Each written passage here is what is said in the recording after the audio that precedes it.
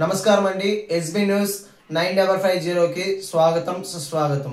ఏ రోజు వార్త ఆ రోజు మనకు అప్డేట్ కావాలంటే ఎస్బీ న్యూస్ 9550 ఛానల్ను మీరు సబ్స్క్రైబ్ చేసుకుంటే ప్రతిరోజు వార్త మీకు అప్డేట్గా ఉంటుంది. ఈ సమావేశంలో మనం ముగించాలి. మనము ఏ ప్రభుత్వాన్నైనా వాళ్ళు అవలంబిస్తున్నారు. ప్రైవేట్ మెడికల్ కాలేజీల ప్రైవేటీకరణ అంశం పైన జిల్లాలో ఉన్నటువంటి మేధావులు, ప్రజా సంఘాలు, కుల సంఘాల వారందరితో కూడా కలిసి మేము రౌండ్ టేబుల్ సమావేశం ఏర్పాటు చేసుకోవడం జరిగింది. మరి ఈ సమావేశంలోనే భవిష్యత్ కార్యాచరణ వైపు కూడా మా అడుగులు ఉంటాయి. అది ఎప్పుడు ప్రభుత్వం గారి దిగి రాకుండా ఉంటే సోదరులారా ఒక్కసారి మనం గమనించినట్లయితే మరి ప్రపంచ మేధావి సంపద సృష్టికర్త నేనే అంటారు, కరోనాకు మందు నేనే కనిపెట్టినంటారు, మొన్న ఎండల కాలంలో ఎండలు కూడా నేనే తగ్గించిన అని చెప్పేటువంటి ముఖ్యమంత్రి చంద్రబాబు నాయుడు గారు 15 సంవత్సరాలు ముఖ్యమంత్రిగా పనిచేశారు. 45 సంవత్సరాల రాజకీయ చరిత్రలో ఈ రాష్ట్రానికి ఒక్క మెడికల్ కాలేజ్ తెచ్చారా? ఈ రాష్ట్రంలో ఉన్నటువంటి మన పేద విద్యార్థుల కోసం కానీ పేద ప్రజల ఆరోగ్యం కోసం కానీ ఒక్క మెడికల్ కాలేజ్ లేకపోగా ఈరోజు ముఖ్యమంత్రి చంద్రబాబు నాయుడు గారి యొక్క వైఖరి ఎట్లా ఉందంటే అప్ప సొమ్ము అల్లుడు దానం చేసినట్లుంది.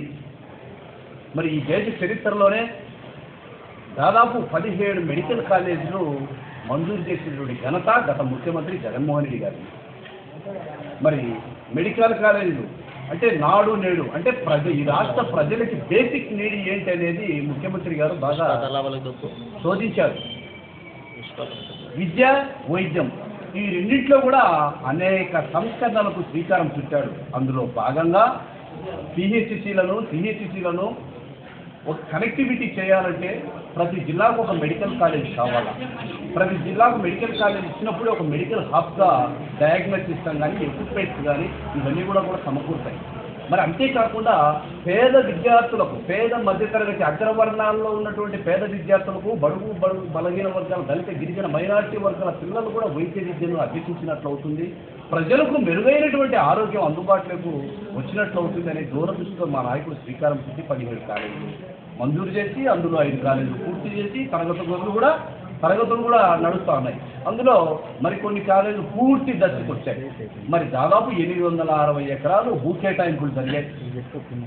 1000 కోట్లు ఇచ్చి చేశారు. ఈలోగా ఈ రాష్ట్ర ప్రజలు చేసుకున్నటువంటి దురదృష్టం లేదు. కానీ నారా చంద్రబాబు నాయుడు గారు అధికారంలోకి తేవడం, ఆయన పీపీపీ మోడల్ను తీసుకురావడం, అదేంటంటే ప్రైవేట్ కాలేజీలన్నీ ప్రైవేట్ పరం చేయడం. మరి ఈ విజనరీని సంపద సృష్టికర్తను మరి కడప జిల్లా నుంచి వైఎస్ఆర్ బీసీసీ విభాగం నుంచి మేము అడుగుతా ఉన్నాం. అయ్యా, మీరు చేసేటువంటి పీపీపీ మోడల్లో అంతిమంగా నష్టపోయేది బడుగు బలహీన వర్గాల, దళిత గిరిజన మైనార్టీ వర్గాల వారే. పేదవాడు వైద్య విద్య అభ్యసించకూడదా?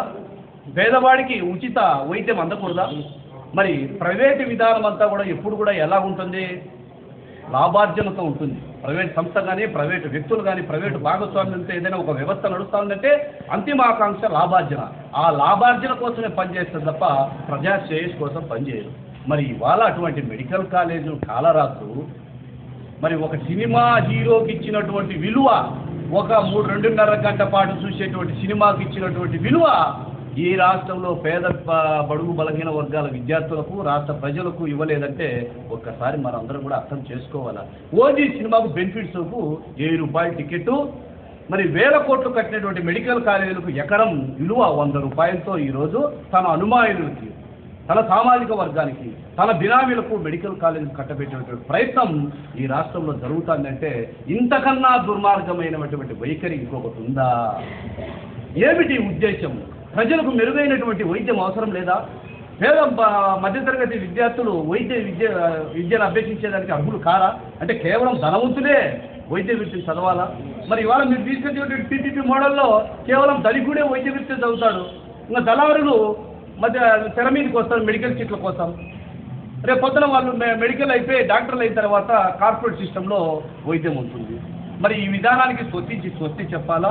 దీనికి పూర్తిగా వైఎస్ఆర్ కాంగ్రెస్ పార్టీ వ్యతిరేకిస్తూ ఉంది, ప్రజాపక్షాన పోరాటం చేస్తుంది. ఇప్పటికైనా ఈ రాష్ట్ర ముఖ్యమంత్రి నారా చంద్రబాబు నాయుడు గారు ఈ రాష్ట్ర ప్రజల యొక్క వైఖరిని అర్థం చేసుకొనేసి ఈ మెడికల్ కాలేజీలకు విరుద్ధంగా తీసుకొచ్చినటువంటి 590 జీవోను ఉపసంహరించుకోకపోతే కడప జిల్లాలో ఉన్నటువంటి బడుగు బలహీన వర్గాలతో పాటు ప్రజా సంఘాలు, మేధావులు, కుల సంఘాలతో ఒక ఐక్య వేదికగా మేమందరం కూడా కార్యాచరణ చేసి మీ మెడలు ఉంచేందుకు కూడా ఎనుకాడ బోమనేసి మీడియా సందర్భంగా తెలియజేస్తా ఉన్నా.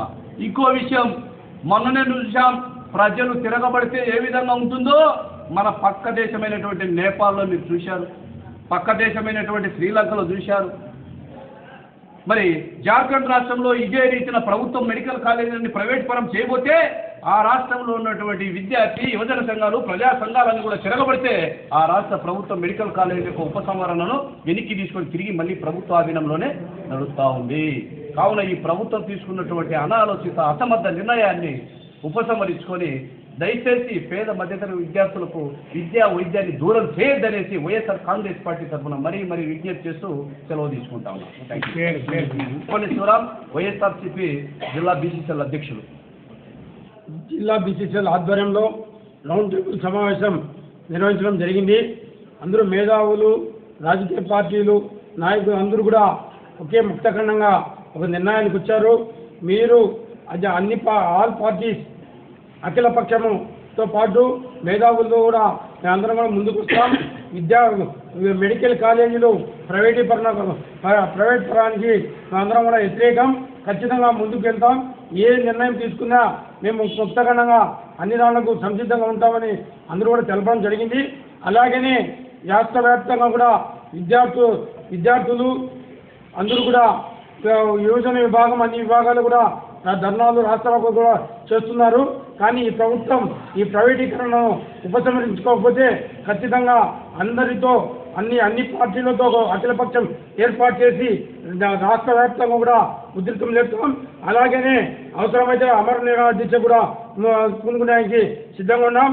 ఎందుకంటే మీరు చూడండి, ఖచ్చితంగా 2021-22 సంవత్సరంలో కరోనా వస్తే అవే ప్రైవేట్ మన గవర్నమెంట్ హాస్పిటల్సే లేకపోతే ఈ జనాభాలో 50% జనాభా చనిపోయే పరిస్థితి.